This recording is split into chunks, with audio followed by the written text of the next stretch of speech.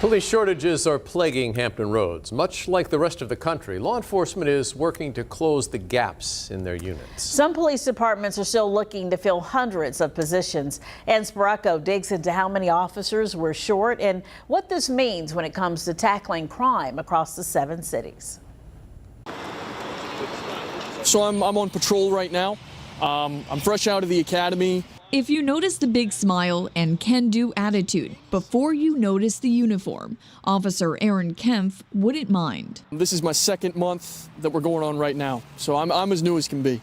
Newport News police officer Kemp's enthusiasm stems from his father's commitment to law enforcement. My father has worked for the department his entire career. But Officer Kemp's positive perspective isn't the same for everyone in the line of duty. Some would say, you know, Chief, this just isn't for me now. Newport News Police Chief Steve Drew says quite a few officers decided to leave the department over the past couple years. He says it comes down to several reasons, but he saw a drop when the death of George Floyd sparked protests across the nation. Earlier this year, Chief Drew had 64 sworn officer vacancies. Now he is waiting to fill 50 of those positions with other officers currently going through the academy.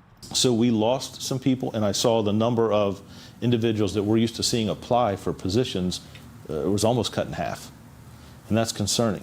But Chief Drew isn't alone. Every police department across Hampton Roads is down dozens of officers, but Norfolk Police is seeing the biggest gap with well over 200 vacancies.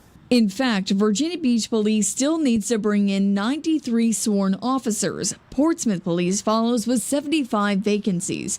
Hampton, Chesapeake, and Suffolk follow with much lower numbers. Chief Drew says he had to choose which departments to pull officers from to keep up on the back-to-back 911 calls.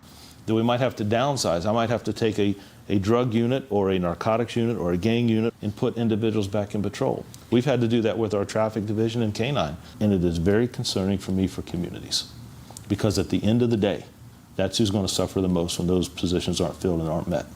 Now it's a race against rising gun violence in Hampton Roads. Chief Drew says he is bringing in more recruits as quickly as he can, even shortening the academy time period from 6 months down to 4. But it's not just the number of officers Chief Drew needs on his team. He wants to recruit more people with diverse backgrounds. 55-45 is my goal where I want to be. We are fastly approaching there.